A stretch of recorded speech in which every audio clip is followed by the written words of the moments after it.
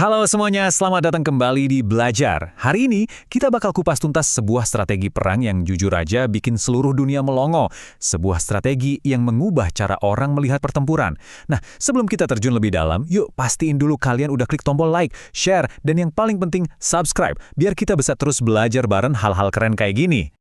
Pernah kepikirin nggak sih gimana ceritanya pasukan yang jumlahnya kalah jauh bisa menang perang dan menangnya itu dalam waktu super singkat?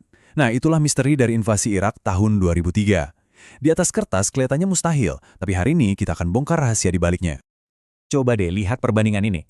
Pasukan penyerang cuma sepertiga dari pasukan yang bertahan. Kalau kita pakai logika militer biasa, ini namanya misi bunuh diri. Semua buku taktik perang pasti bilang kalau pasukan koalisi seharusnya udah kalah telat bahkan sebelum tembakan pertama dilepaskan. Dan yang bikin kita makin geleng-geleng kepala adalah angka ini. Kurang dari 200. Itu jumlah tentara Amerika yang gugur dalam pertempuran utama. Dalam skala perang modern, angka sekecil ini tuh hampir nggak masuk akal. Cepat, efisien, dan nyaris tanpa korban di pihak penyerang. Benar-benar gila. Bahkan saking dominannya, ada momen yang mereka sebut Thunder Runs. Ini di mana tank-tank Amerika itu cuma keliling-keliling Baghdad dengan santainya, seolah-olah lagi parade di tengah kota, padahal perangnya masih berlangsung. Para analis militer di seluruh dunia cuma bisa bengong. Ini tuh ibaratnya lagi tanding tinju, terus musuh lo malah salto di tengah ring cuma buat pamer. Kebayangkan seberapa superiornya mereka. Jadi, apa sih rahasianya? Kok bisa sehebat itu? Jawabannya ada pada sebuah doktrin perang yang benar-benar baru, dengan nama yang keren banget kayak judul film Hollywood, Shock and Awe. Jadi gini, Shock and Awe itu bukan cuma soal ngebom tank atau ngancurin gedung. Target utamanya itu pikiran, otak dari pasukan musuh.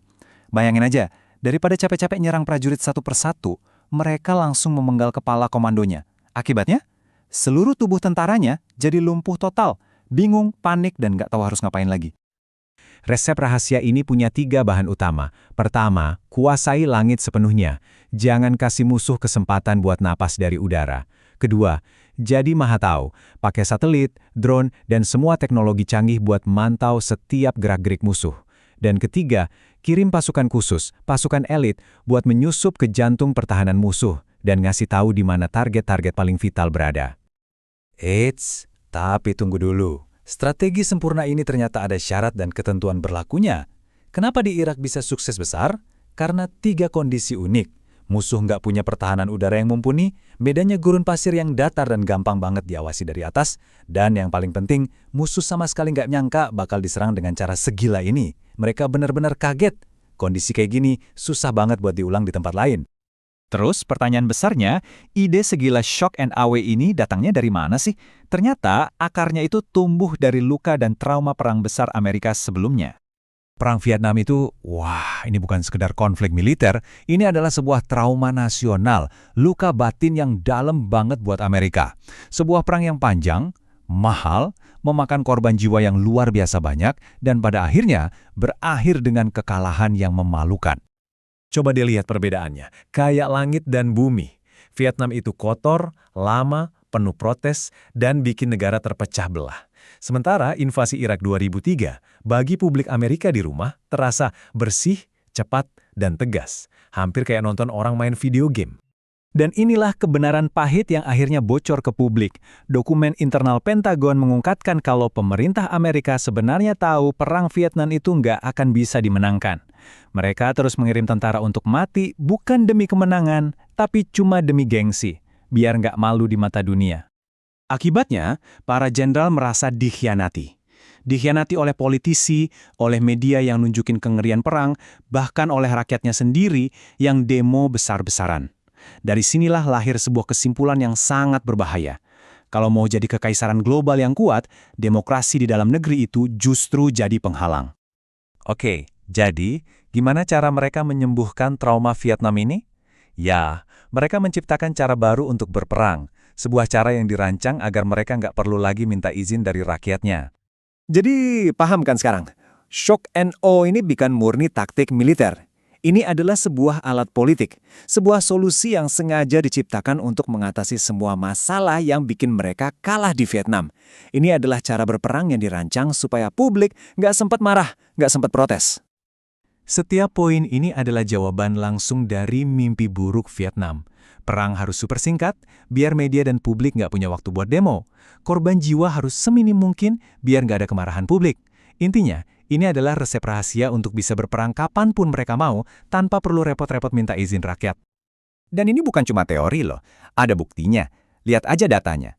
Jumlah pasukan khusus yang jadi ujung tombak dari model perang baru ini melonjak hampir 2 kali lipat. Ini adalah investasi besar-besaran pada cara berperang yang lebih rahasia, lebih cepat, dan lebih mematikan. Tapi, seperti kata pepatah, apa yang naik terlalu cepat bisa jatuh dengan keras. Kemenangan yang terlalu mudah seringkali melahirkan musuh yang paling berbahaya, kesombongan. Coba bayangin kamu anak sultan yang baru aja nerima warisan triliunan. Apa kamu bakal dengerin nasihat para manajer tua yang udah bangun perusahaan itu dari nol? Atau kamu bakal merasa paling jago, paling tahu segalanya, dan siap ambil resiko gila? Nah, itulah yang terjadi di Pentagon. Generasi yang trauma karena Vietnam sudah pensiun, digantikan generasi baru yang melihat perang sebagai video game yang seru. Lucunya, di saat Amerika memproyeksikan citra kekuatan yang tak terbatas ini, di belakang layar, kekuatan militer tradisional mereka justru makin keropos. Jumlah kapal perang anjlok, jumlah tentara reguler berkurang drastis. Mereka seolah-olah mempertaruhkan masa depan mereka pada satu kartu andalan, teknologi canggih, dan pasukan khusus. Rasa sombong yang lahir dari kemenangan mudah di Irak ini menciptakan 3 penyakit berbahaya. Pertama, mereka jadi merasa bisa menyelesaikan semua masalah di seluruh dunia sendirian. Kedua, mereka kehilangan fokus jangka panjang. Dan yang paling fatal, mereka mulai percaya kalau mereka nggak akan pernah bisa kalah. Dan inilah jawaban kenapa mereka mungkin akan dengan mudah menyetujui perang-perang berisiko lainnya di masa depan. Karena mereka sudah kecanduan dengan formula shock and awe. Mereka percaya sihir yang sama akan selalu berhasil, dimanapun, kapanpun, melawan siapapun. Dan kita sampai pada pertanyaan terakhir yang paling krusial. Shock and awe memang terbukti ampuh di padang gurun Irak yang terbuka. Tapi apa jadinya kalau medannya hutan lebat? Apa jadinya kalau musuhnya adalah gerilyawan yang menyatu dengan rakyat? Apa yang akan terjadi saat kesombongan yang dibangun di atas satu kemenangan sempurna akhirnya harus berhadapan dengan kenyataan perang yang brutal, kotor, dan sama sekali tidak bisa diprediksi? Terima kasih banyak sudah menyimak sampai akhir. Semua sumber yang kita pakai untuk pembahasan ini bisa kalian cek di deskripsi di bawah ya. Jangan lupa subscribe channel Belajar, karena masih banyak banget hal seru yang bisa kita bongkar bareng-bareng. Sampai jumpa di pembahasan berikutnya.